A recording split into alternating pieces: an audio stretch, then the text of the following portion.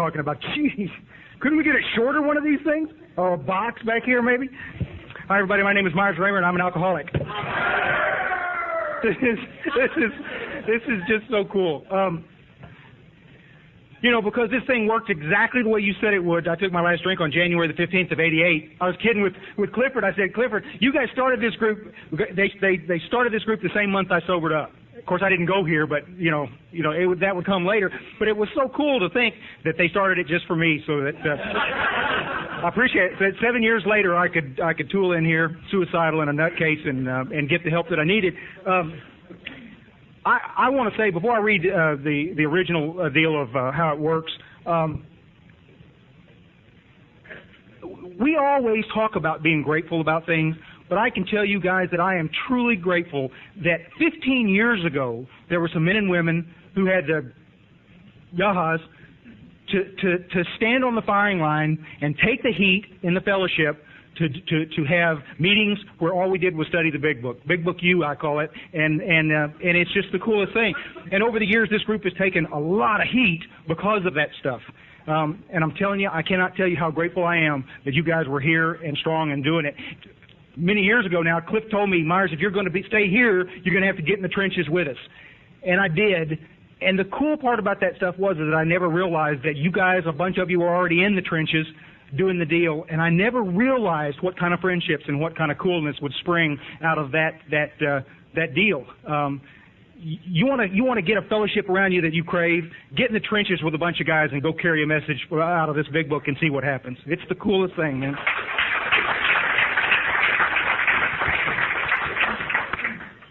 Around this group on Saturday nights, we always read the original manuscript of how it works, the chapter 5. And it states things a little bit different. And it's interesting, you can always tell what Bill's original intent was when you read this manuscript from this form, because it doesn't leave any middle-of-the-road stuff. There's no outs. You either are in it or you're out of it, you see? There's no gray area. So listen to this. Rarely have we seen a person fail who has thoroughly followed our directions.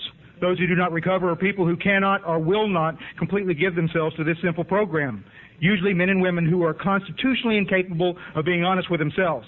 Now, there are such unfortunates. They are not at fault. They seem to have been born that way. They are naturally incapable of grasping and developing a way of life which demands rigorous honesty. Their chances are less than average. There are those, too, who suffer from grave emotional and mental disorders, but many of them do recover if they have the capacity to be honest. Now, our stories disclose in a general way what we used to be like, what happened, and what we are like now. If you've decided you want what we have and are willing to go to any lengths to get it, then you're ready to follow directions. At some of these, you may balk. You may think you can find an easier, softer way. We doubt if you can. With all the earnestness at our command, we beg of you to be fearless and thorough from the very start. Now, some of us have tried to hold on to our old ideas, and the result was nil until we let go absolutely. Remember that we are dealing with alcohol, cunning, baffling, powerful. Without help, it is too much for you. But there is one who has all power. That one is God. You must find him now. Half measures will avail you nothing. You stand at the turning point.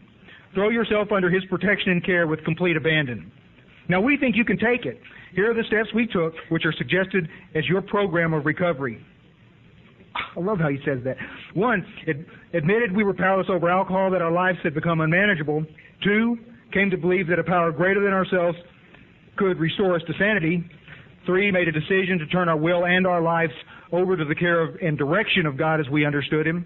4, made a searching and fearless moral inventory of ourselves. Admitted to God, to ourselves, and to another human being the exact nature of our wrongs. 6, were entirely willing that God remove all these defects of character. 7, humbly, on our knees, asked him to remove our shortcomings, holding nothing back. Man, why did they change that? 8, made a list of all persons we had harmed and became willing to make complete amends to them all. 9, made direct amends to such people wherever possible, except when to do so would injure them or others. And 10, continued to take personal inventory, and when we were wrong, promptly admitted it. 11, we sought through prayer and meditation to improve our contact with God, praying only for knowledge of his will for us and the power to carry that out. And 12, having had a spiritual experience as the result of this course of action, we tried to carry this message to others, especially alcoholics, and to practice these principles in all our affairs. Now, you may exclaim, what an order, I can't go through with it. Do not be discouraged. No one among us has been able to maintain anything like perfect adherence to these principles. We are not saints. The point is that we are willing to grow along spiritual lines. The principles we have set down are guides to progress. We claim spiritual progress rather than spiritual perfection.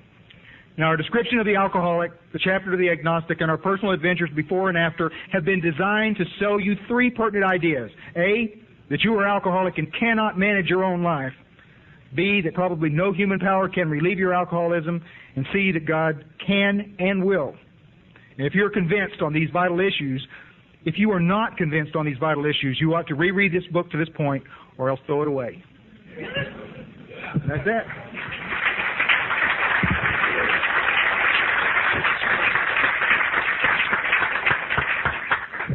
And one of the coolest things that I get to do is introduce Cliff Bishop, and I'm not going to roast him, and I'm going to be the nicest guy in the world tonight, because Cliff Bishop is my hero. He is. And for years now, he's been standing, taking the heat, and doing this stuff. He was doing it a long time before I got here, and I expect he'll be doing it a long time after I'm gone. He'll tell you about the history stuff, and we sometimes take it for granted that we can show up here any Tuesday, Thursday, and Saturday night and get a big old dose of Big Book and then go out and do what we need to do. But when you stop and think how much accountability had to go in to getting this many people to come do this stuff, it's an amazing deal. And I will truly always be grateful for the fact that I was held accountable and made to do the things I did not want to do, and it only saved my life. Thanks, Cliff. Come on, bud.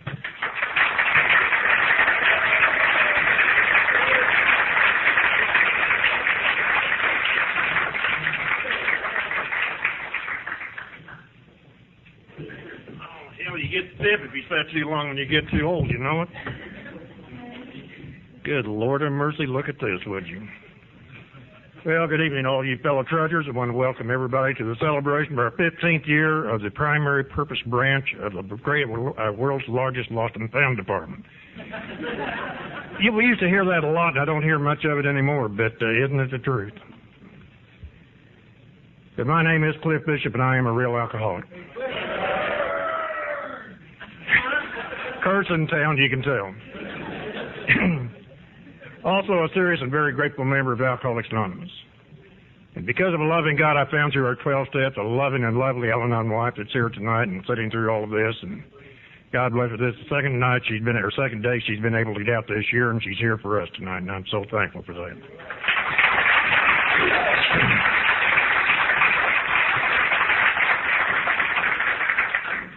The sponsor that taught me how to follow the direction that came with the steps in the Big Book, and a whole bunch of people exactly like you, I am truly enjoying my 7,302nd day of sobriety, and I, by God, love living sober. By God. A little bit emotional tonight. I don't know exactly why, but Ellen touched me a great deal, especially in her close, about the day we're going to meet the creator of our fellowship, the creator of our lives, the creator of everything good in our life, and see if we really enjoyed this brief period that he's given us. Before I get into this, though, I look around here, and what a heck of a deal we've got tonight. Darren, I want everybody who had any part of setting this thing up and making this possible tonight, stand up so we can recognize you. Get up, Darren. Every one of you, come on.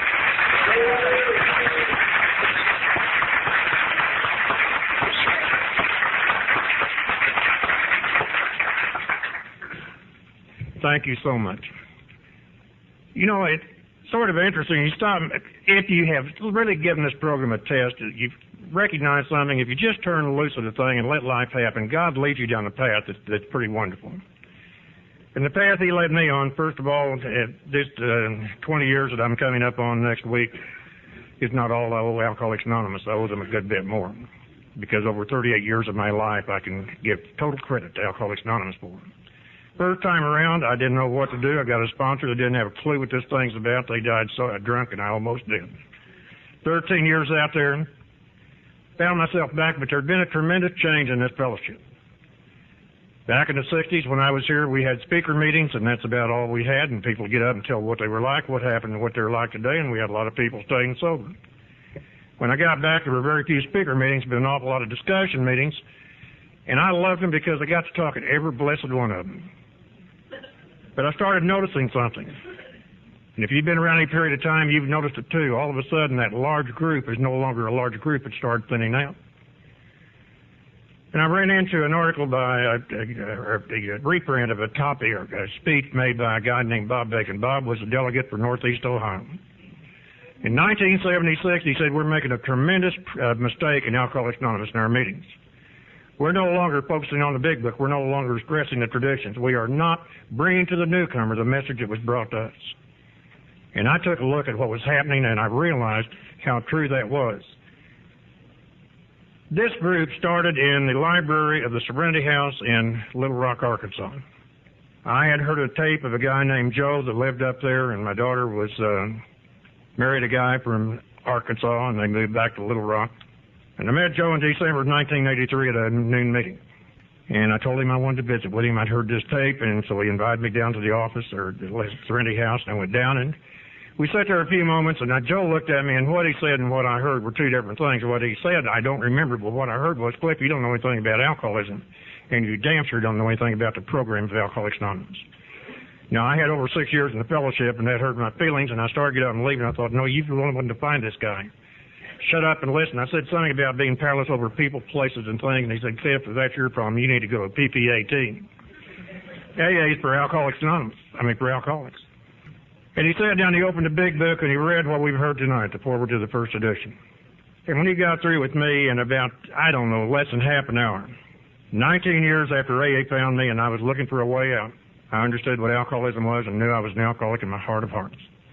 Joe and Charlie came to Dallas the next spring. And I sat there and looked at these guys Friday night, all day Saturday, and up to 1 o'clock on Sunday morning, and realized when I sat there and looked at these two guys go through the big book, that there was something that I had been totally ignorant of this whole period of time. I went back up to Little Rock, see Carol, spent some more time with Joe, came home, and what I wanted to do was to get one of the groups I was going to start a big book study. Now, some of the groups had what they called big book studies, but they'd read a paragraph and then they'd talk about whatever they wanted to. It was another form of a discussion meeting. And I wanted something like what I had witnessed up there. We started having meetings in my home. And ultimately, along about 1987, Joe and Charlie were put on their first seminar held in our part of the country in Tulsa. And Joe and Charlie were up in Denton doing the Big Book Comes Alive at the Shalom group, and I went up. And when I got ready to leave Sunday morning, I said something, I heard about this seminar, and I said something to Joe. I said, what about this seminar in Tulsa? And he said, well, I'd sure like to see you there. Well, he had become a sponsor at that point, and he said, I'd like for you to do something. I did it. We didn't sit around and discuss it. I just did it. 4 days of the program of Alcoholics Anonymous, the 12 steps, the 12 traditions, the 12 concepts, a real in-depth presentation of the Big Book.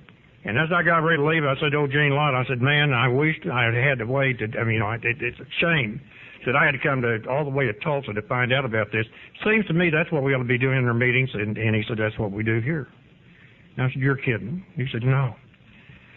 That was in November of 87, and I said, can I come up and visit you? In January of 88, I went up during that big ice storm.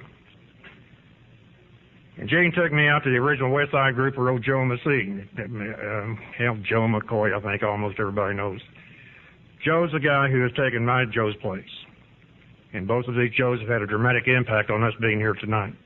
But we went over there, and the ice was on the streets, and there were about 150 young people there. Every one of them was a Big Book. And they opened the Big Book, and they read the Big Book, and they studied the Big Book. The next day, Gene took me over to his group, the Sobriety Live group, at noon. And most of the kids that showed up during the noon hour had their Big Book, but that night every one of them did, and again, it was a very large crowd. I came home with my tail on fire. I sat there in Gene's dining area while he was at work and had a little conversation with God. And I said, if it's your will, dear God, I would like to see something like that back home. I need it.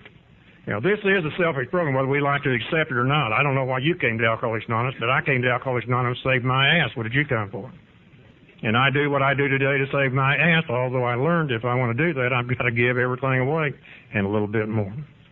But I came back home and I got with my kids, the ones that had been coming over the house and some of the others, and we sent a letter out to some of our good friends, and along about January 26th, as John said, 1988, we had our founders meeting. We had about 60 or 70 people here. Some of them had been around a good long while, and what they told me after that founders meeting, Cliff, if all you're going to do is study the Big Book, you don't have a prayer. You don't have a chance of this thing being successful. I don't know how many of you have been to our Tuesday night Big Book study, but if you haven't, come by and check it out. It's one of the largest single meetings in Dallas today. But we started that Big Book study, and it's been sort of an evolution. It has evolved. We started out just reading the big book, and we'd have a tendency to go drifting off on a tangent sometimes. And so we got a hold of Joe's Big Book Study Guide. And we used it for a couple of years, but he stopped at chapter 7. We like to go through chapters 8, 9, 10, 11, Dr. Bob's story, and the 12 traditions. And so we put together our study guide that had become our guiding influence within the group itself. I have been overwhelmed, truly overwhelmed, with what has happened as a result of this group. Now, all I can take credit for and all I am so grateful for is that I was willing to follow that path that started out in Joseph's library in Little Rock. And we're up to this point tonight. We have been invited to bring the big book into somewhere between 3 and 4 dozen wind-up places in the Dallas community. What's a wind-up place? That's where the hell we wind up.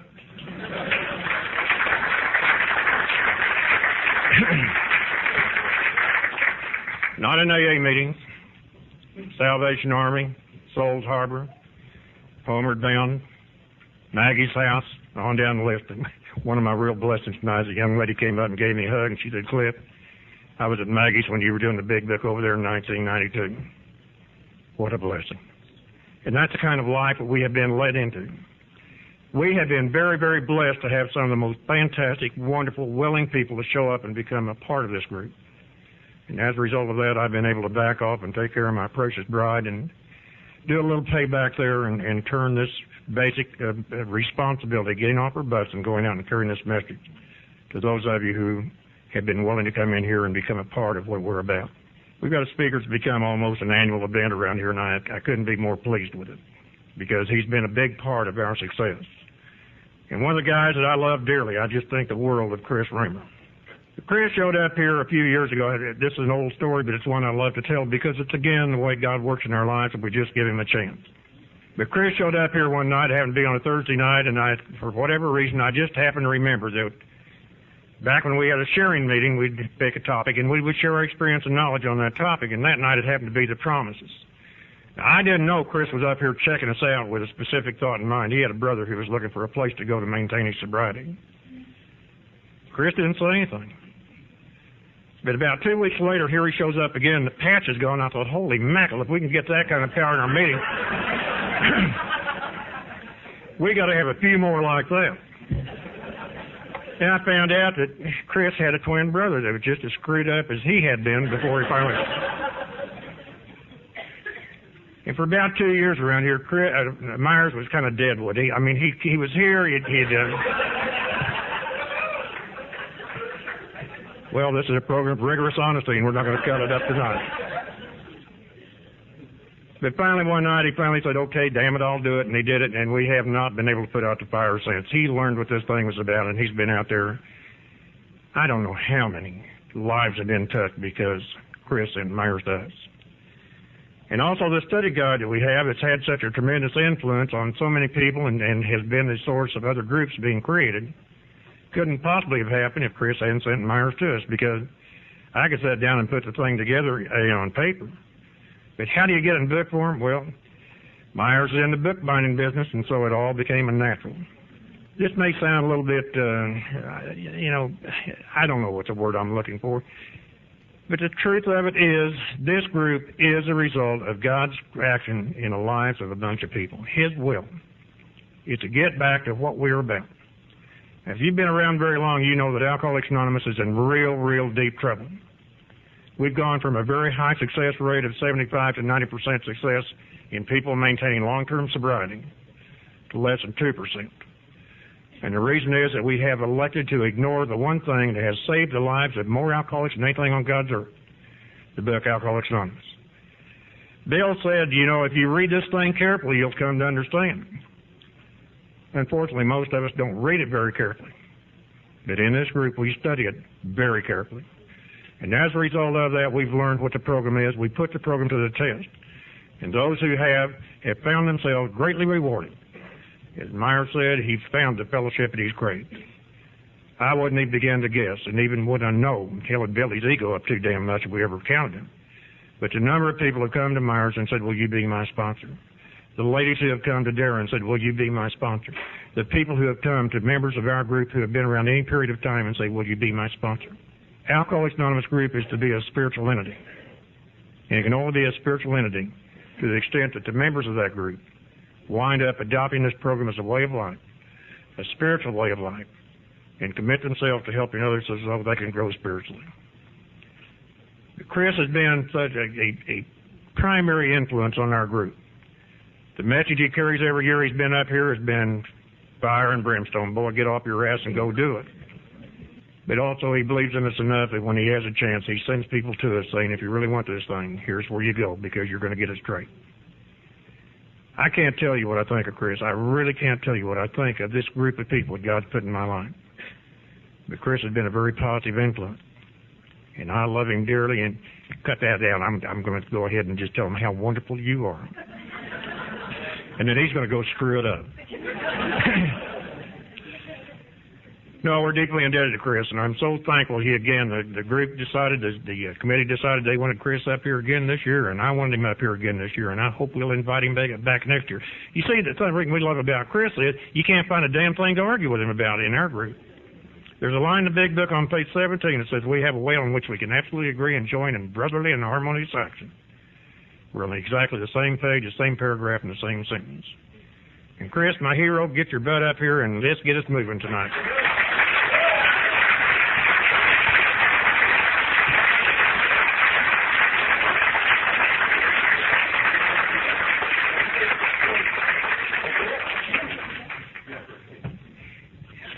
There's a lot of people in here. My name's Chris Raymer. I'm a recovered alcoholic. Can y'all hear me all right? That's good. That's good. A little sweaty here. Boy, what a nice introduction. I was just trying to think. I don't know how many times I've talked at Primary Purpose at their anniversaries. I remember the first one I talked at was a 9-year anniversary, and I don't know. I may have missed a few years in between there, but what an honor it is to be here. And I have family in this room, and blood family, and I've got a lot of people that I know and love in this room.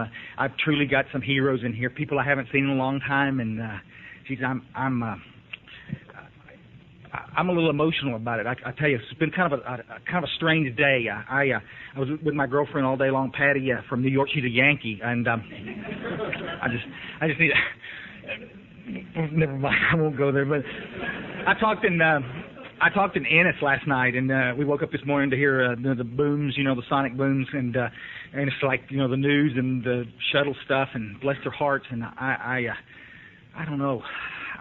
First thing I did is call Myra and said, well, I guess we have to cancel tonight because, everybody's going to be tied up with this. And he said, no, we're still going to do this. And I'm honored that we did. I think that's the way it should be. Cliff hugged my neck and said he loved me, and he said he forgot to tell him how shy I was. And he laughed, patted me on the back. I think I need to make this real clear tonight because some of you guys...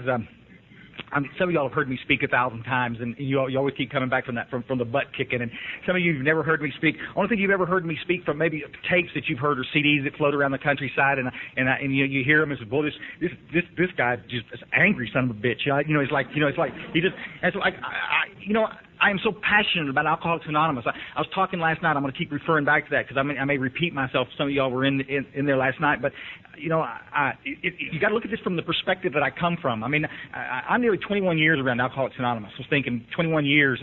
I've got 15 years of sobriety, so 5 or 6 years.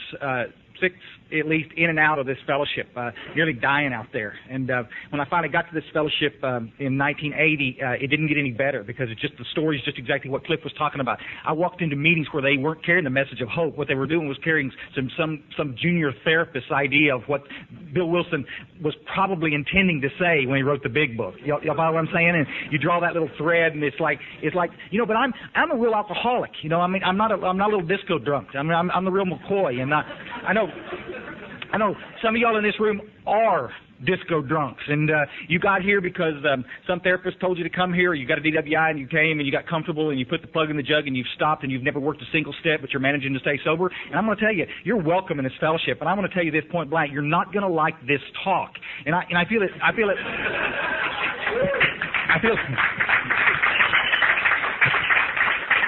I feel that it's just real important for me. I'm going to try to keep this short and sweet because it's going to heat up in here, but I think it's important for me to go. I need to tell you going in the door, I love every one of you in here. I love every one of you in here. And if you're going to a group that carries middle-of-the-road solution, and you like those open discussion meetings, you take your little luncheon and just talk about whatever's bothering you during the day, and you got sober in those meetings, and you like those meetings, terrific.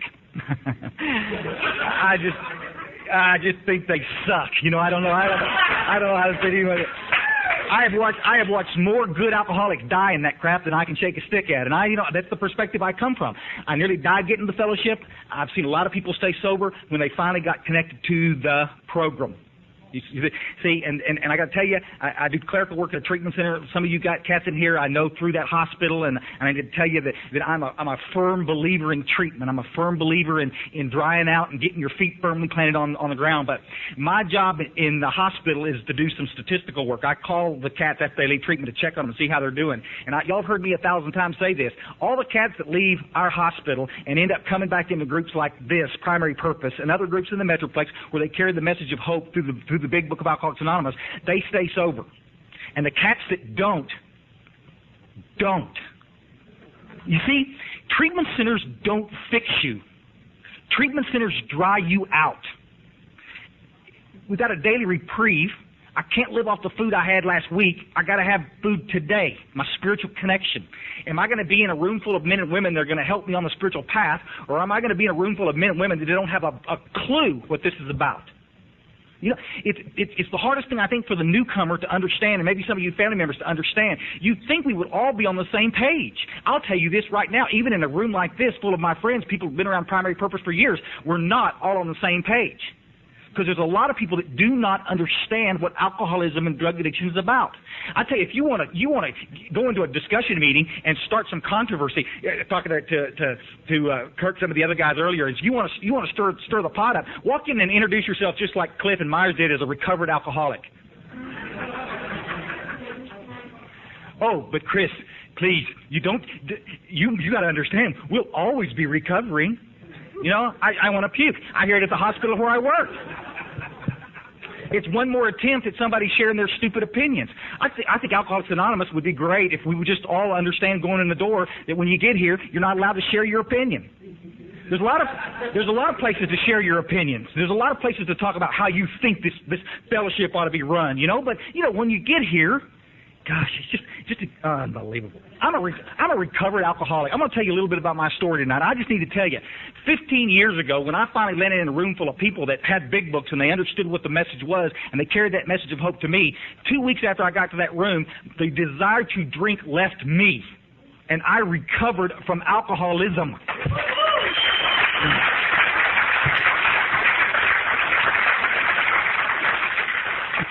You know, the book says that you've either recovered or you haven't. I mean, if you're still obsessing about alcohol, you haven't recovered. It doesn't mean that you're bad or worse than anybody else. It just means that you're still sick. You still have the mind of an alcoholic. And what you have to do is get well. And that's what the steps are about. See, there's two things that go on. There's the fellowship out here, and then there's the program. Y'all down with that? And a lot of people come into this thing we call the fellowship, and we eat dinner, and the little one-liners, and we do all the little stuff, you know, the little we get-togethers and discussion. But then there's the program, and that's the big book of Alcoholics Anonymous. You with us? And a lot of people have been around this fellowship for years and have never been in the program, and that's why they're not getting well. It's just real simple. 100% success rate in Alcoholics Anonymous. Do y'all understand that? Nobody that I've ever come across, nobody that anybody in this room, I bet you $1, has ever seen that worked these steps that didn't recover. And you continue to work the steps and stay connected to the God, and you stay recovered. This absolute crap that we're all always going to be sick. But I'm trying to turn over a nicer, easier life. God, I'm not into this thing 10 minutes and I'm already lathered up. This is nuts. So I apologize going in the door. I'll make amends to you right now. If you would like to stay sick, it's your privilege. Stay sick. Let me read you something. Bill Wilson, in A Vision for You, he writes about the story when Dr. Bob and him first got together. Bill Wilson says of Dr. Bob, he had a desperate desire to stop drinking, but saw no way out, for he had earnestly tried many avenues of escape. Painfully aware of being somehow abnormal, the man did not fully realize what it meant to be alcoholic. You with me? He was an alcoholic, but he didn't understand what it was to be an alcoholic. And that's the biggest problem that we have in Alcoholics Anonymous today. We've got a bunch of people in our fellowships that still don't understand what it is to be an alcoholic.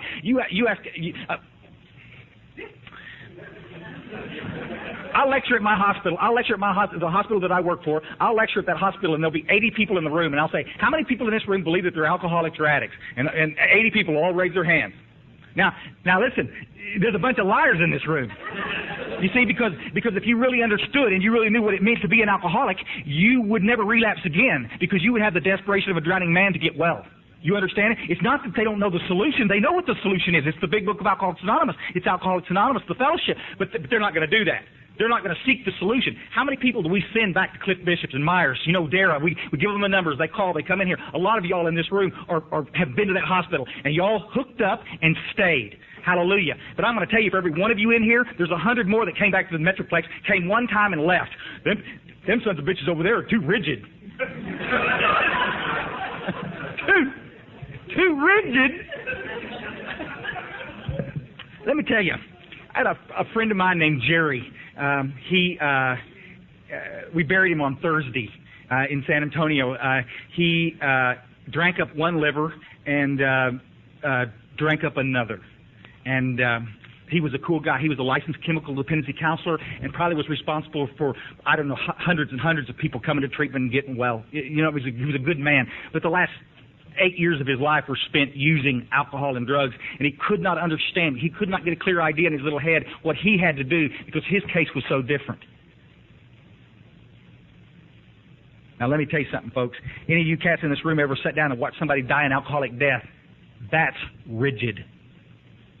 What these steps ask us to do is like kissing a baby's butt compared to what alcohol asks us to do. The compromises that alcohol caused us to make. And what are we supposed to do? Unbelievable. On page 34 in the big book, and I'll get out of here because y'all didn't want to hear me read all night long, but this is my new favorite paragraph. I read it all the time. Y'all do that? Y'all have a little favorite? You go through these little... It says, whether such a person can quit upon a non-spiritual basis depends upon the extent to which he has already lost the power to choose whether he's going to drink or not. You with us? Many of us felt we had plenty of character. There was a tremendous urge to cease forever, yet we found it impossible. This is the baffling feature of alcoholism as we know it, this utter inability to leave it alone, no matter how great the necessity or the wish. Now, folks, that's alcoholism. That's alcoholism. And I'm going to tell you something. There's a lot of people out there in the real world out there that have this unbelievable idea that for some strange reason, alcoholism is a behavioral problem. You know, don't tell that to Jerry if you could get him back out of the casket and ask him, hey, buddy, are you just misbehaving? Did you drink up 2 livers because you were mistreated as a child? I mean, is that real? Or do you perhaps have a genetic predisposition to this problem? Are you genetically wired in such a way that you can't choose whether you're going to do it or not? But you see, so many people out there, I think this is probably the one key piece that we miss in our fellowships today and in our meetings and in our treatment centers and in our hospitals, because we won't make sure that the alcoholic understands. If you can choose to drink, you're not an alcoholic. If you can choose not to drink, then choose not to drink. And I would just as soon you leave this fellowship so you'll stop killing everybody else around you. I hear people come up on the podium all the time. It's the same. I got up this morning by the grace of God and I chose not to drink. Well, no kidding. Get out of here. No shit. You actually got up this morning and brushed your teeth and combed your hair and took a shower, did all the stuff that you and made a choice. Today I'm not going to drink. Well, I got to tell you something, guys. I've had some great time in the last 15 years, and most of those days I wanted to be sober. But I'm going to tell you, there were some of those days out there I didn't want to live. Y'all understand that? It wasn't that I wanted to drink. I didn't want to live. And if I'd had to make a choice whether I was going to pick up that bottle or not, God loves me way too much for that. And that's what the whole crux of alcoholism is about. And that was what this book was about. That's what Cliff was talking about. That's what Myers was talking about. Our whole point of this fellowship is for us to get together, do a few things that are uncomfortable and that we don't want to do, but we do it anyway, and we have a thing called a spiritual experience as the result, and our life changes forever. And the desire to drink leaves. We're placed in a position of neutrality. God, but is there any better news that we could tell a newcomer than that? Jesus, that's all I wanted to hear when I got to this fellowship. That's all I wanted to hear. 1980, as a result of a little domestic disturbance with my first wife, I ended up in MHMR, and a nice counselor said, Chris, buddy, we can do some therapy with you, but what you're really going to need to do is go to Alcoholics Anonymous because you are drunk and you got some tough times with this alcohol business. And they sent me to an AA meeting in Denton, Texas. And I went to that AA meeting. We were laughing about it last night. There's these dark stairs, walking up these, not just walk up these dark stairs, and I walked in, and there was one little bulb on a lamp back in the back, and there was an easy chair and an old crusty somebody sitting in it, reeling back and forth in the chair. And this creak up these old stairs. You know what I'm saying, guys? It was dark, like there's no light. And I walked in, my eyes. It's like being in Mar Fraley's in Houston. You know, you walk in, you got to stand there for a few minutes, so your eyes will get adjusted. I'm like, what the hell did I walk into? What is this, a seance or what? And I walked in, there's 6 other people in the room with this guy, and they're all, you know, like this, and there ain't a book in the place, and there's no lid, just like this. And they said, sit down. And do I have to? You know, it's like... And I sat down, and I like that, and we started to go around the room, and this little guy talked for about 20 minutes about something. I didn't have a clue what it was about, and this lady says, listen, I have a problem. And she was an Al-Anon, and her husband was drinking, and she wanted to talk about the disease, and she wanted to talk about why. And this guy started sharing some opinions, and, you know, basically, and I'm freaking out. You know, I split. After the meeting, ran down, sat in my pickup truck, finished the other half of the 6-pack that I had before I went to the meeting, and I said, boy, that was an experience I just had up there in that meeting. But you see, I didn't want to drink anymore, and I didn't want to do anything else, and I didn't want to keep getting in trouble, and so I went back to Alcoholics Anonymous. And I spent the next 7 years, another DWI, Myers bailed me out that night, 2 or 3 businesses lost, health compromised, lost that wife, on and on and on. And steady, in and out of Alcoholics Anonymous. Listen to the crap disguised as recovery. Now, if you like those kind of meetings, I apologize. I make my amends now. Go ahead and... You're right, Cliff. We got off the page. We got off the page. Somewhere along the line, we got off the page. And all we ended up doing was helping the hard drinkers. And the alcoholics, the people like me, died by the thousands. Success rate in Alcoholics Anonymous went through the toilet. How can you take some statistics in 1940, worst case scenario, 65% getting sober, best case, nearly 100% around Akron, and take them today to the statistics that Cliff Bishop's talking about?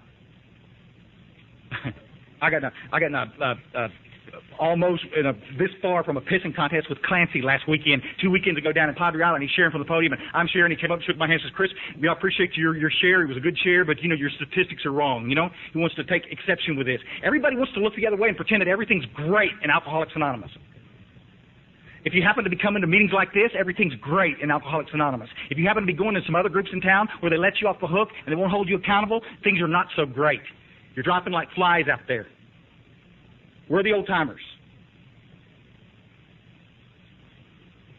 God, it's so frustrating. Have you ever watched little kids hunt Easter eggs? You know what I'm talking? And it's like you got a bunch of little kids, and you go out and hide these Easter eggs, you know, and so you make some hard, and you make some, you just throw them out on the lawn. They're just out there, you know, because you want to give the little kids something to find, and they're out there running around looking and says, where the hell are they? Where the hell are they? They're looking up. They're down here. They're right here. You're stepping on them, you know. You know what I'm talking about? That's exactly what this solution's about. Everybody that works the steps is going to have an experience with God, and the obsession to use is going to leave. But we can't get you to work the steps. And the only reason you won't work the steps is if you don't understand what alcoholism really is. A physical allergy coupled with a mental obsession, the insanity that the book was just talking about, this belief that you can stay sober on a non-spiritual basis. You know what I'm going to do? I'm going to change my life, and everything's going to be good. Everything's going to be great. I'm going to get rid of that stupid woman, and I'm going to move to another town and turn over a new leaf, and man, life's going to be great. Yeah? How many times have we done this, guys? How many of you cats out here in this room right now, you alcoholics, how many of you guys drank when you had tons of money? We do it every time I get to visit with you guys. How many when you had no money? I love it. How many when you live in a great big town? Nice, yeah, crappy little town like Ingram, where I live. Big house. Burned out trailer. Here's the kicker. With somebody that you really love that was a dang fine person. With some beast with one tooth.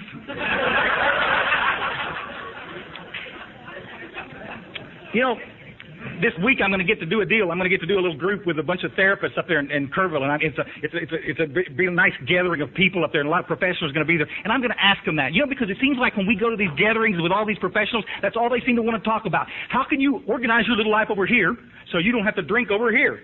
It just doesn't work that way, folks. Because I'm going to tell you something. I'm an organizing fool. And I've changed my life in a heartbeat. Ask Myers. Every time I turned around, I says, Myers, can you help me move? Geez, not again. Jesus.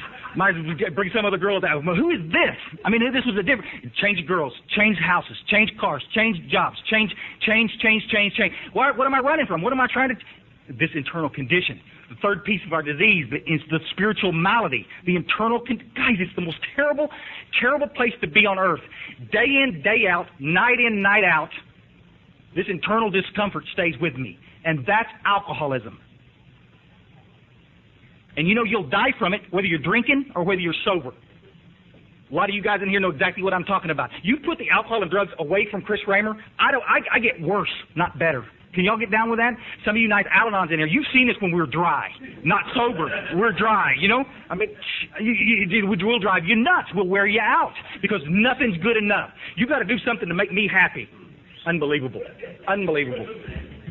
The internal condition is what gets you. And then we know how to treat it, but nobody wants to do it. I'll go ahead and just say it right now. Nobody wants to talk about the God thing because you can't charge for it. Well, it's the truth. And I'll tell you another reason.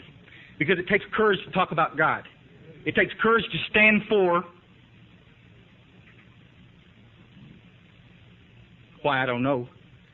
But it takes courage to stand for the power. Stand for something. We're all so stupidly concerned about how we look. Oh, you don't want to piss anybody off. Oh, you don't want to offend anybody. Great. Super. In there, because some of you guys in this room don't have a problem going into a meeting and cleaning house and taking names. Do I think we ought to be in AA meetings picking fights with people? Absolutely not. Do I think we need to stand for the clear message of hope that was given to us 67 years ago? Absolutely. Absolutely, because it's the only game in town. It's the only thing we had to fall back on. We did the stat out of Houston. 2,200 discussion meetings a week in Houston, Texas. 55 big book meetings, 14, 12, and 12 meetings. Now, what the hell is this about? 2,200 meetings a week, and only 55 of them are big book meetings. That means if you want to talk about God and the power and learn how to have a spiritual experience, you got 55 places to go and talk about it. But if you want to talk about that stupid, pathetic life of yours one more time...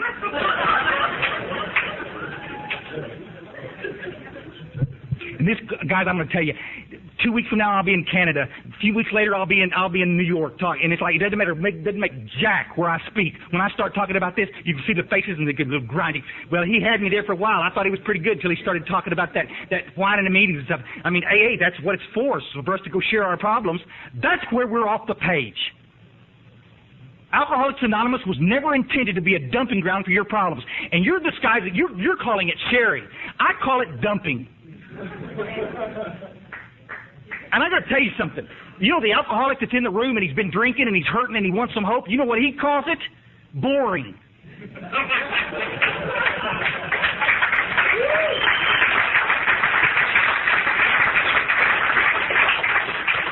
Gosh, guys, it's like all of us have problems. I had a friend of mine from Houston that owns some Denny's. He sent me some Denny's shirts, and I wear them every once in a while. I'm going to wear the Denny's shirts, because I think that's the place we need to go and talk about this stuff. Let's go find... We've laughed about this 1,000 times. I've talked about it on tapes before. We ought to all get together. That's what we did when I got sober in 1987. Those old-timers got around me and they said, buddy, we ain't talking about her anymore. We ain't talking about the car insurance. We're not talking about the job. We're not talking about Jack. What we're going to talk about is God and the steps. Oh, you're not connected to God? Oh, you're not working the steps? Guess what? You got nothing to say.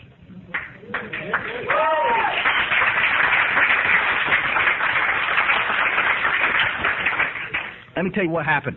In 1987, I was working for Myers. Thank God he hired me. I couldn't cook anymore. My hands shook so bad. I was a chef for years, and I was a little jittery with the knives, don't you know? And The depression's killing me, and I'm off the page, and I'm not a happy camper, and I'm eating antidepressants by the handfuls to try to stay, functioning, and it's just not working. And I go home one night and decide to off myself. It's we're the most selfish people on earth. It's the only solution I could find. It's not that I wanted to die. It's that I just didn't want to feel the way I was feeling anymore. Alcoholism is progressive, and there was a day when alcohol worked, and it's like alcohol is good, guys. We drink it for the effect. I'm down with that. But after a period of time, the alcohol stops working and it stops treating that internal condition, and I'm drinking, and the depression didn't leave. It's staying with me now, and I'm not happy, joyous, and free anymore. If the shit was still working, I'd still be using it. I'd be doing it, but it stopped, and now I'm in trouble. And I want to do good at work, and I'm not doing good at work, and I want to be happy, and I'm not happy. And seemed like the thing to do, just like so many of us. I wanted to die. I'm going to tell you something right now, guys. There's some of you in this room right now that are in that spot, and I'm here to tell you. I want you to listen to what I'm saying, because I understand what you're going through, and there's a bunch of people in this room understand, and that's why we take this thing so serious. We laugh a lot, but there's a way out. It's called God's grace. Now, my job is to get connected to that power. Now, how can I do that? And that's what the page we were talking about, page 17. It's a common solution. Some of you guys have been through the ringer. It's high time you got connected to some power. I boarded that suicide attempt that night. I'll never forget that night as long as I live. I don't talk about it much. I hit it real superficially. I hit it superficially on tapes. I hit it superficially in groups when I'm talking. It was just a scary damn night. It was just a scary night. It was no different than any other night, except the depression was killing me, and I was done. And I had a twin brother that I loved and a family, and it was just. I aborted the attempt. I made myself sick, and I threw the pills up. I believe I heard God say, "Don't do it. Go back to AA." Don't know what I heard. I heard, "Go back to AA." And the next day, I went back. I had a guy that did a 12-step call on me one night after a blackout, and he picked me up over here in Grapevine, and he called me over to Louisville Group, and he said, "Chris, you want to go in?" And I said, "No, I don't. I'm not dressed right." And the truth is, I didn't want to go in there because there was too many people laughing and having a good time. And but I went back to this meeting. I knew where it was. I'd never been there before, and I went back. I just met a girl from that group tonight, and bless her, I'm glad it's still there. And I went in the back door that night, and there was a room full of people. There was about 40 people in there, and they were all smoking cigarettes and laughing. And they were all carrying big books, just like Cliff was talking about. And they were all talking about God and the steps. You'll follow what I'm saying? We walked in, and they were laughing. And they'd seen me around the fellowship for years, and some of those people knew me. And they just said, "Chris, here's what we're going to do tonight. Would anybody like to share some hope with this guy? Would anybody like to share what God has done for you?" With me? Now, y'all are going to think I'm making this up, because, every First Step meeting I ever went to, the first thing they did was start with a stupid-ass war stories. They didn't do that to me tonight. There's a line in the book, in Bill's story, and it talks about Eddie doing the 12-step call on Bill, and he says, "Never mind the musty past. Here stood a man," I know, really, it's God. "Here's that a man shouting great tidings." And that's exactly what these people did to me. They didn't sit around and tell any stupid war stories. Guys, I don't know why we do that in our AA meetings. There's one place for your stupid war story, and it's in a 12-step call. Once the cat comes in the door, we've got him. Y'all with us?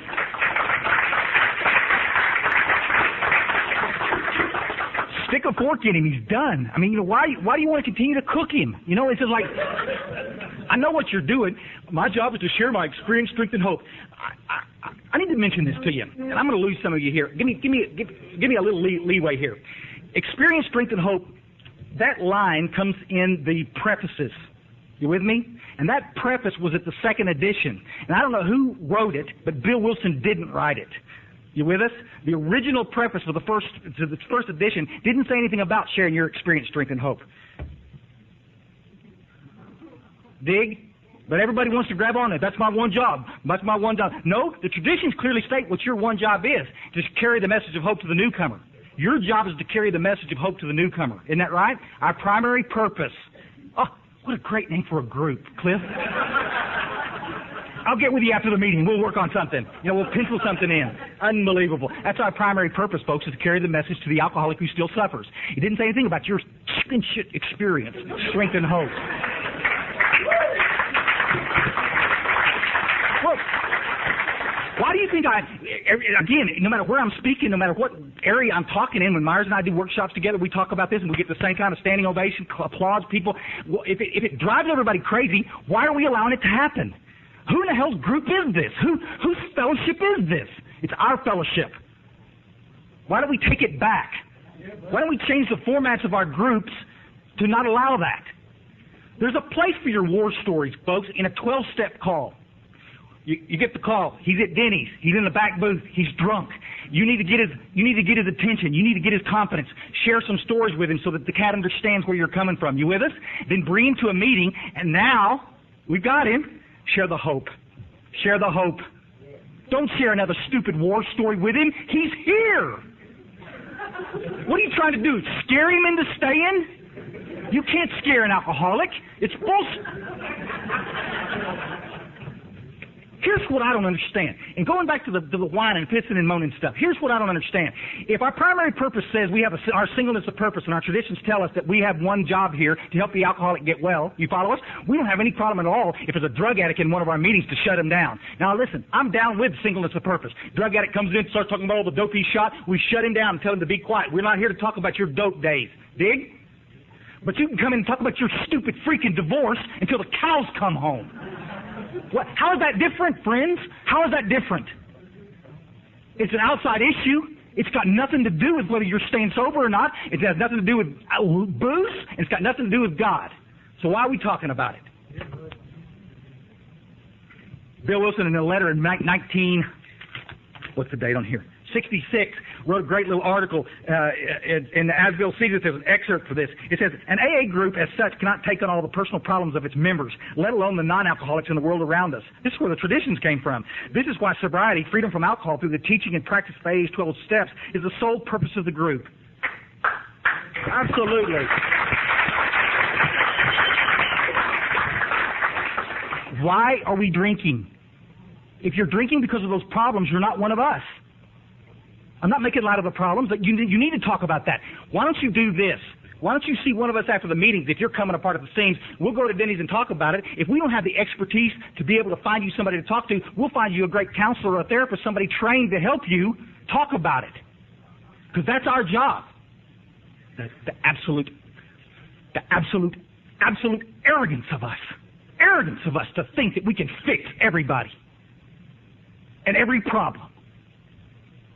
Myers and I do workshops all around talking about sponsorship stuff. You know, one of the number one reasons that we don't sponsor people, that the newcomer's afraid to go sponsor, because they're afraid they're going to hurt somebody. Because they're afraid they won't have the right answer.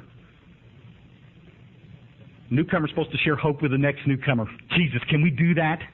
The newcomer's supposed to share the information out of this book. Can we do that? Other than that, there's nothing else for us to do. We are not therapists. AA is not therapy. This is not a self-help program. If you're using it as that, please go away. Myers just read how it works. The ABCs, what did it say, please? That no human power could fix what's wrong with me. Ain't that right? Who I got to do is get connected to God. Ain't that something? Ain't that something? Jesus. Why is that so controversial? Why does that make so many of y'all uncomfortable? Because we're going to leave these rooms, I guarantee you, and some of you guys go to primary purpose, and some of you guys go to these other groups, and you're going to go right back in, and the first thing you're going to listen to, look at the looks on your face already. He didn't have the right to tell us what we can share in a meeting. Screw you. Yeah. And you don't have time to take up our valuable recovery time. You don't have time to take up our valuable recovery time talking about your shit. Most selfish people on earth. Can you believe this, guys? We've been given the absolute gift of sobriety, the absolute number one guaranteed path to God. And we're going to allow you to come in here and talk about your crap. I'm not having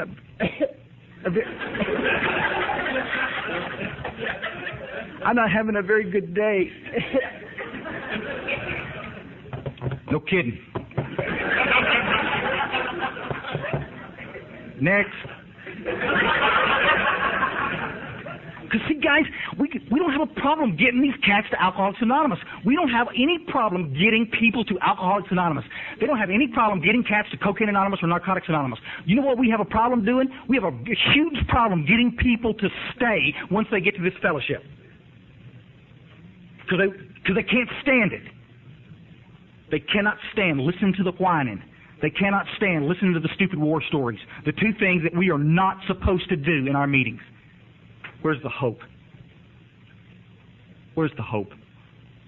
Jesus, in 1987, when I walked back in that room, the little girl grabbed hold of me and set me down in a chair, and they said, "Sit down, buddy. You're not going nowhere." She called me cowboy. I'll never forget. Her name was Denise. She sat down, and I busted up tennis shoes and old pair of cutoffs on. I mean, I was busted up.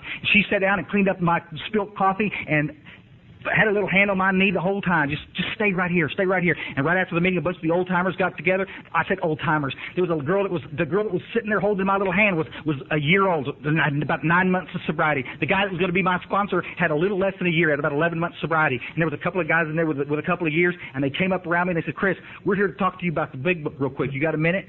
And they started talking to me they asked me point blank, "Do you want to stay sober with the rest of your life?" Y'all have heard me 1,000 times. I made the ultimate mistake with that little group at the time. I said, "Well, one day at a time." Nope. They said, "Buddy, we're not interested. You're either ready to get sober or you're not, because we don't have time to mess with you." What they did, they qualified me that night. They asked me about alcoholism, and they asked me if I was really needing to be here. They were checking to see if I needed to be in a sister fellowship or not. They were checking to see if I needed to be in a room of Alcoholics Anonymous. I did. The next day, they came and got me, led me back over to a meeting, and we did a 3rd-step prayer. They gave me some information to do a 4th-step, and I started my journey. 2 weeks later, I'd had a spiritual experience, and my life had changed forever. Yeah. 2 weeks.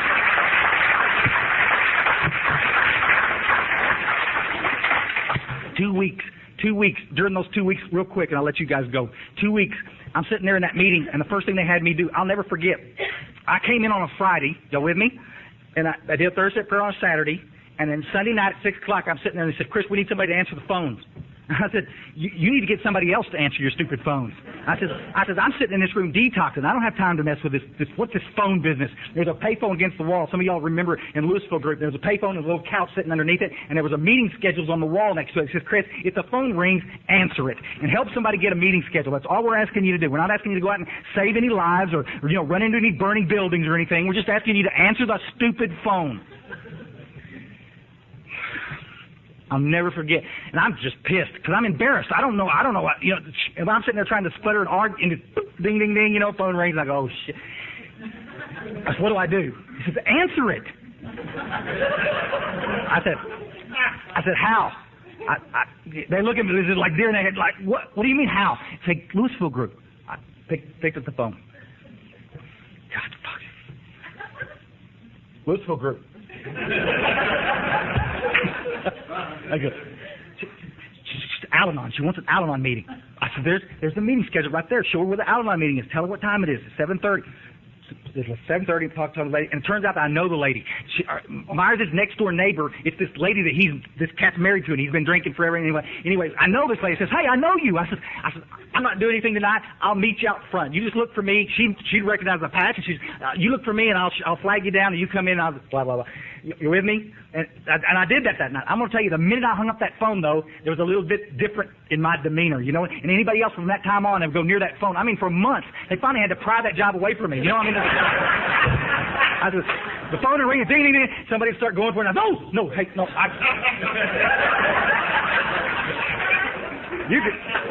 You could kill somebody if you answer this phone wrong, buddy. Let me take care of this. Because all of a sudden, guys, what I'm doing, what's different is I'm not talking about your fellowship anymore. I'm talking about my fellowship. And I'm not talking about your group anymore. I'm talking about my group. It becomes quite personal when you start participating. Some of you guys, you've been around the fellowship for years, and all you still are is participants. You're out there on the side of just watching. Come on. Get close. If there's something going weird in your group, change it. It's your responsibility. Don't wait for the old-timer to do it. They're busy doing some other things. You dig? I'll tell you what else may be happening. Maybe they're just plumb wore out of fighting the battle themselves. Maybe it's time for some of us little new coots to get in the trenches with the rest of these cats and start taking some responsibility. Yeah.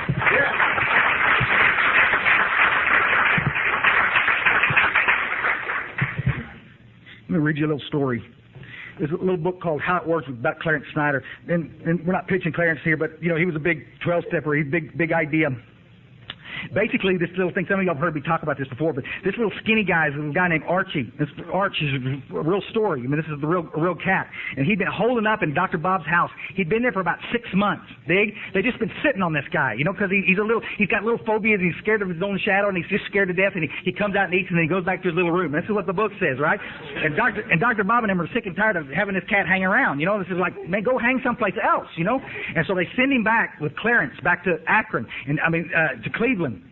And Clarence was going to use him. It says, let's see if I can find this little deal. Archie looked at me like he was hit with a club, and Clarence said nobody had ever asked Archie to do anything. That's just like some of you guys in here. Are you with us? They ended up getting back to town. Arch reluctantly got in the back seat with Edna and sailed in for the long ride. Clarence breathed a sigh of relief and sank back into the driver's seat. He relaxed and drove back to Cleveland. Edna was off his back. Okay, listen. The next day, Arch seemed somewhat different. All he did was get off his ass and drive back to Cleveland with a bunch of big book thumpers. Dig? The very next day, Arch seemed somewhat different. Maybe it was the fear that Clarence would force him to suffer the long ride with Edna, or maybe it was something even more profound. Arch got so busy with AA in Cleveland that he appeared to change right before Clarence's eyes. Arch went to hospitals and dry-out places, helping drunks all over the place. He got so busy and so far in over his head that he forgot all about his fears and phobias. Surprisingly, he became a big asset to Clarence and became one of the boys. He eventually went back to Akron a new man. Within a few months, he returned to Grosse Pointe and started the first AA meeting in Detroit. Dig? But he sat on his butt for 6 months and didn't do anything. And that's what happens to us in the fellowship. We're so afraid of offending the alcoholic by telling them to get up and come help us, right? Trying to be politically correct, trying to be easy does it, take it easy, taking everything out of context, you see, that we won't ask the alcoholic to do the one thing that's going to save his life. This is a program of action, folks. Action is not a program of think. It's a program of action. We act our way into wellness. Jesus, how can we get you guys to do it? How can we get the people to do it?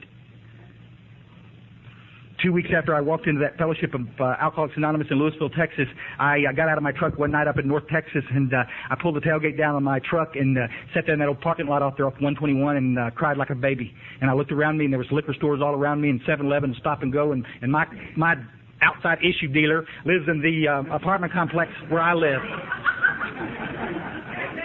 And it's Friday night, and I got a pocket full of money, and I'm sitting on the tailgate crying, not because I'm miserable, because I don't want to use. Because the desire to drink has been lifted from me. And that's called recovery, and that's called God's grace. Y'all dig? And that's where everybody in this room can be. And that's where every alcoholic out there on the street right now, everybody in those big penthouses or in those little old burned out trailers in south of town, wherever the hell they are, that's where they can be if they do the work. Everybody's different, Chris. Everybody's going to have a different experience. That's a crock. That's a crock. Let me say one more thing. I'm going to let you out. Please. For the therapist in town that I locked horns with a couple of weeks ago, and I heard we'd been sending patients back to Primary Purpose, and Primary Purpose, we were getting word back from the patients that basically this counselor was telling them not to go to Primary Purpose. We'd send them to Primary Purpose. They'd come here. They'd go see their therapist, and the therapist would say, don't go to that group. Go to a different group. They're too rigid over there. So I called the old boy, and because you see, it's called mixed messages to the alcoholic. If we're telling the alcoholic that their life depends on working with others, and we send them to a group where they tell them to go work with others, and now the therapist is telling them to go to groups where they ask you not to go work with others, you haven't got anything to share for the first year. You can't share, you can't sponsor till you're sober 2 years. Y'all hear that crap? That's exactly what it is. What happened to Arch? What happened to Bill Wilson? What happened to Dr. Bob? What happened to the first 100? They didn't wait 2 years to start working with others. Jesus, guys, we're dealing with the absolute most fatal illness in the world, guys. Alcoholism, drug addiction kills more people than cancer and AIDS combined. That's a real statistic. And how are you going to get well? The number one way you get well is get out of yourself. I will go work with somebody else. But we're going to have the absolute asinine arrogance to tell a newcomer that they don't have anything to share with a wet one. You don't have the right to sit on your butt. One, we don't have time. Guys, it's desperate out there, folks. It's desperate, and we need your help. Jesus, unbelievable. I asked this therapist, what's the point? He said, well, there's different paths to God. There's different ways to do this. You know, except the cancer. Except the cats that come to our hospital are glass gaspers. They're chronic relapsers. They need something with some pretty serious medicine in it. We're dying from middle-of-the-road solution. Then I asked him the kicker. I said, buddy, you're being pretty critical of this little group. You're coming down, I hear a little edge in your voice, you're coming down pretty hard on this group. Let me ask you point blank. I said, did you ever go over there and sit in a big book study and listen to them talk about God and the steps and see how they work their meetings? Well, no, I've never been over there, but, I said, oh, great. Just like a lot of people in this fellowship. You're talking about something that you've got absolutely no experience with. But ain't it the truth? Come on, guys. How do you know it won't work? You go to one of these wind-up joints, and you sit across the table from somebody that's hopeless, that's got 10,000 legal problems backing up over their head, and a wife that's packing, and sick kids at home, and no money, extended liver out to here, compromised health problems, and they're sitting in this room, and they're sitting there thinking, so like, what the hell am I going to do? This ain't going to work. I've been to treatment before. This ain't going to work. And you sit in a room with somebody like that, and you walk up to them and share a little hope with them, and watch the light change in their eyes. Watch them turn the corner. Watch them start for a second, just come on, just rigidly not believing what you're saying, and then turn the corner and start realizing that, God damn it, worked for you, maybe it'll work for me. And you watch a little hope come across their face. And you just see if you want to go drink. There's nothing like it in the world. One alcoholic working with another alcoholic. And I've seen this 1,000 times. I'll let somebody else do it. No, you don't understand. Do you think it was coincidence that Myers came to this group? Do you think it was coincidence that I ended up in Hunt, Texas? Do you think it's coincidence that Cliff was here or that any of you guys in this room who showed up tonight? Do you think it's a coincidence? You sit in the meeting and you watch that door and you wait for the newcomer to come in and you make sure that newcomer is yours. Don't talk about something you don't know anything about. You're not doing 12-step work. You're not sponsoring anybody. Don't sit in these meetings and shrug your shoulders and say this doesn't work. You go do what the fellowship asks you to do. Please. Please. We sure need you. 6 states now have passed litigation. They're in the Court of Appeals now, and it's law in 1 state already that we can't talk about God in our state-funded facilities. Treatment centers that are state-funded, federal-funded monies, if you follow us, are not going to be able to talk about God. With me? Which means what? Guys, you can look this up on any website. The information is out there for anybody that wants to read it. The most recent one is the one we were talking about last year. The State Court of Appeals in New York, already coming down the pike with this business. Federal government's in trouble because they're sending probationers to our rooms, and it's a religious order, quote unquote, to them. And because we talk about God, they're not going to send them. They're not going to fund these facilities. So here's what's happening: they're going to start shutting these facilities down. Because guys, if we can't talk about God, if we can't talk about Alcoholics Anonymous, what the hell are we going to give these patients? If it's a private-funded facility, you're not a problem. But the state-funded facilities where they get the real damn drunks, a lot of the times, they're not going to be able to talk about this business. Now, where are these guys going to come to? Absolutely. We're going to have to do our jobs. We're going to have to get back in the trenches where we were supposed to be all along. We're going to have to stop looking at the treatment centers to fix what's wrong. We're going to have to start talking about God and the steps. And it scares the daylights out of a bunch of you. A bunch of you don't even kind of want to go there. Because you're going to actually have to get up off your ass and stop talking about your pathetic little life and actually do the work. And that's a scary thing, isn't it? But I'm going to tell you guys, I'm going to tell you to shut up and get out. That's the absolute greatest gift. That's the greatest gift that I can give anybody in this room is the privilege and the chance to participate in somebody else's recovery. You think you haven't got anything to share? Let me tell you something, buddy. When that newcomer comes in, you grab him around the little neck, show him where the bathroom is, get him a cup of coffee, and talk to him about God and stuff. Tell him about how your life has changed. It takes my breath away to watch and see what happens. This is what Bill Wilson said. Back into As Bill Sees It, this little booklet. It says, AA in 2 words. I think Cliff sent this to me years ago. All AA progress can be reckoned in terms of just 2 words, humility and responsibility. Our whole spiritual development can be accurately measured by our degree of adherence to these magnificent standards. It is by them that we will be enabled to find and to do God's will. Humility, humbly understand what your job is in AA. Your job in AA is not to bring the problems. Your job is to bring the solution. You with us? And responsibility. If you've got a meeting that's going south, Turn it around. You got somebody in the meeting that's pontificating and talking too long like I am now? Shut them up. If you've got meetings where people are using them as dumping grounds, change the formats, please. Return them to literature-based meetings so that we can start hearing some solution in our fellowships. We need every single one of you in our fellowships. You with us? I'm so honored to be here. I love you very much. See you. Thanks.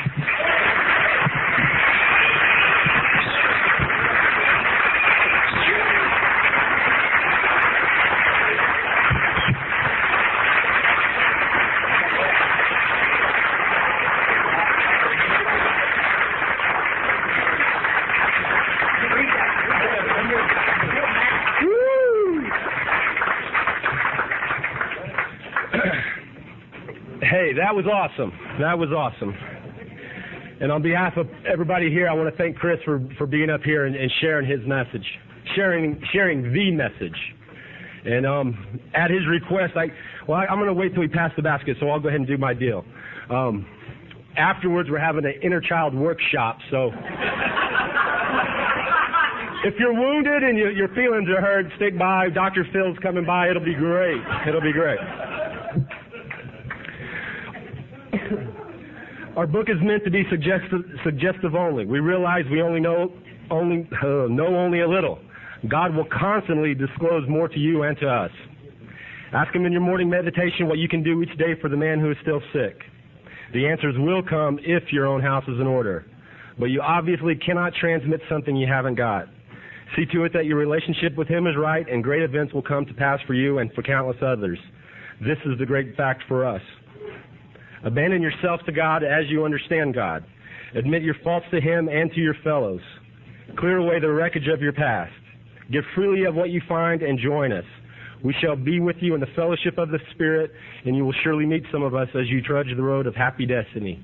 May God bless you and keep you until then. Big book, the textbook, page 164.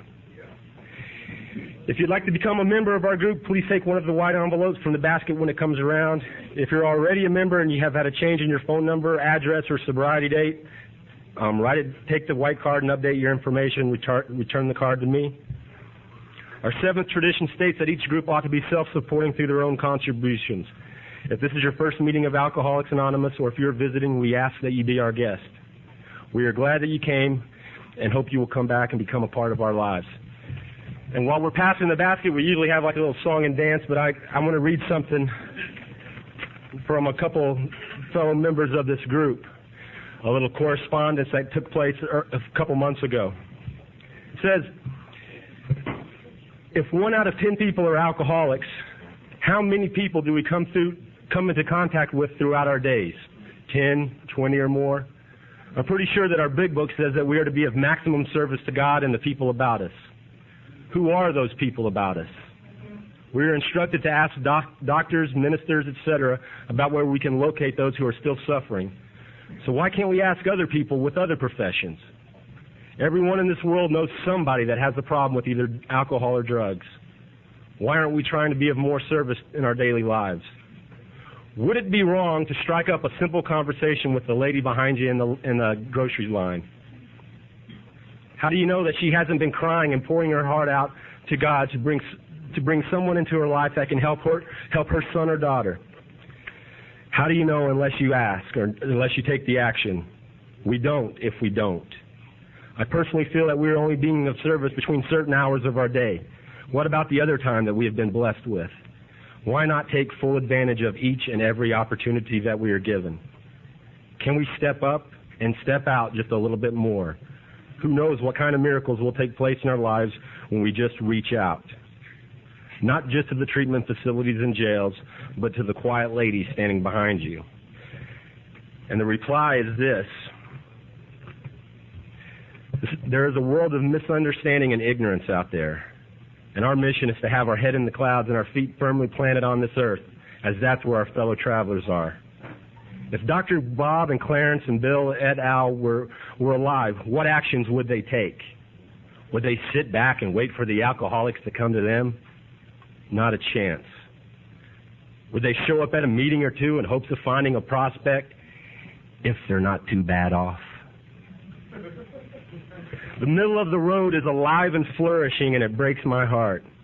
Some toes will be stepped on to bring the solution to those who seek it, but bring it we will. What better way to thank God for giving me another chance? What better way to thank God for giving me another chance than by getting off my rear and carrying the solution to someone who is dying just like I was? Dr. Bob worked with over 5,000 people before he died. Do you think that the concept of work with another alcoholic being vital to permanent recovery was a big player? You bet it was. Think of the healing in our own lives and the joy and hope that is brought to our families, friends, etc. as a result of relying on God and practicing these principles. What if the following excerpt from Bill's story held true today? All of us spend much of our spare time.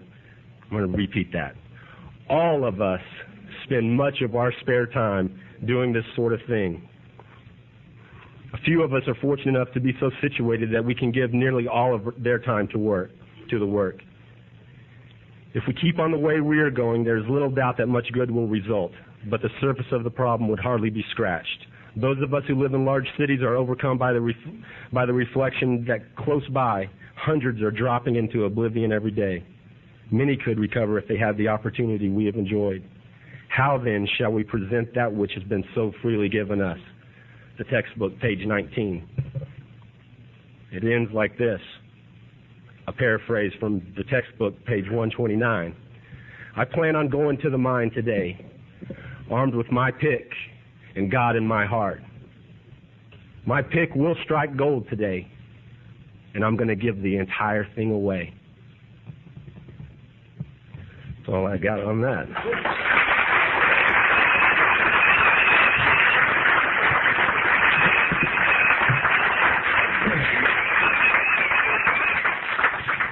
It is the practice of the primary purpose group to offer Desire Chip to anyone who has a desire to stop drinking. This chip indicates a desire to never drink again, one day at a time. Would anyone like to begin their journey tonight? This is a good place to get a Desire Chip, I'm telling you. All right, our announcements are, our regularly scheduled meetings are at 7:30 on Tuesdays, Thursdays, and Saturdays, 7:30 p.m. Open Big Book study on Tuesday, Big Book and the Steps and Tradition study on Thursdays. The first Saturday of every month, we celebrate birthdays and have an eat and meet. The remainder of the month, we dedicate to a Step speaker, and in the month of February, it will be Scott Weisenbaker. All right. This is a great place to meet people who are doing the deal, working on the firing line, and a great place to hear what this program has to offer. Al-Anon meets Monday and Friday at 12 noon and Thursdays at 7:30 p.m. We've got a lot of people on our prayer list. I don't have the prayer list in front of me. That's my bad. I'd like to thank Ellen and Chris for being here tonight. And let's give them another hand right here.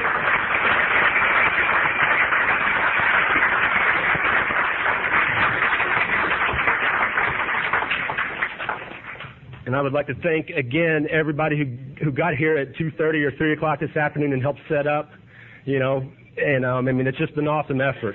And every time we do this, we're always stressed about who's going to do it, how we're going to do it. It always works. God is good to us, It's so great. And if you're a guest tonight, stick around for the mix and mingle. We'll introduce you to some people, and we invite you back in the future. And I want to thank everybody for being here. Thanks for putting up with my stammering. Oh, my God. It's been a long time since I had to wear a suit in a while, But we're all going to join hands and close in the Lord's Prayer. Thanks for being here.